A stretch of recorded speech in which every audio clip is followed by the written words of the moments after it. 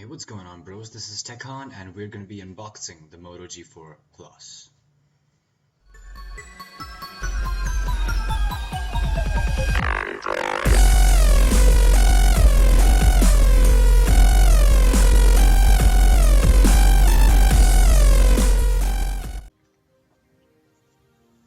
Right here we have the box of the Moto G4, the one which I purchased from Amazon.in. It has 2 GB of RAM and 16 GB of internal storage, which can be expanded if necessary to 128 GB.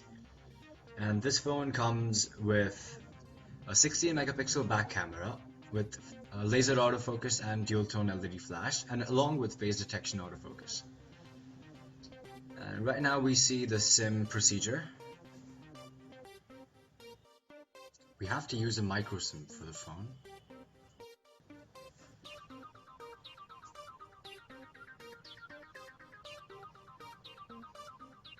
And below that we are greeted with the Turbo Power 25 charger, which gives us pretty fast charging.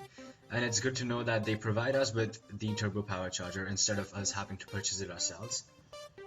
And it is said to give us around 8 hours of usage from just 15 minutes of charging on the Moto G4. It works on Qualcomm's Quick Charge 2.0 technology, and it is 9 volts and 1.67 amperes, or 12 volts and 1.2 amperes. Normal earphones, standard low quality earphones, and some paperwork which I promise that I will read later on, sometime in my life. Moving on to just the technical specifications, the phone comes with 16 megapixel f/2.0, phase detection autofocus and laser autofocus, 3000 mAh battery, Snapdragon 617 octa-core processor, and an Adreno 405 GPU.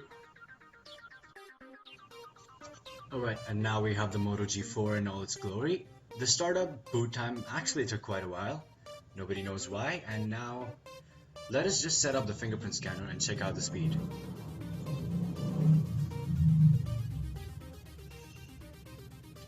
Okay, just a random pattern. Alright, now that we have the sensor, let's check it out. Oh, this is actually as fast as the Nexus 6P. Done. That's it. It took only about 8 taps. Boom, it's unlocked. That was extremely fast. I do have a OnePlus 2 with me at the moment, and let's check the speed between them. The OnePlus 3 is just a tad bit faster because of its animation. Other than that, the Moto G is pretty fast. Well, for the price you're getting it at, you can't really complain because that was almost as fast as a 2015 flagship phone. A high-end one at that, too. And now looking at some synthetic benchmarks, Geekbench 3 gives us a really high score of 716 on the single core and 3115 on the multi-core. As you can see, the phone does have active display and it doesn't have any IR ports. It just gets activated by the Stokes sensors. Now talking more about the phone is just 9.8 millimeters thick and it weighs around 155 grams. And it is a dual SIM phone with an LCD display. It does have a gyroscope and an accelerometer and a proximity sensor for calls. And this phone comes in 2 variants, the 2 GB and 16 GB for $13,499 and the 3 GB and 32 GB for $14,999. And this phone is a bang for its buck, whichever variant you may choose.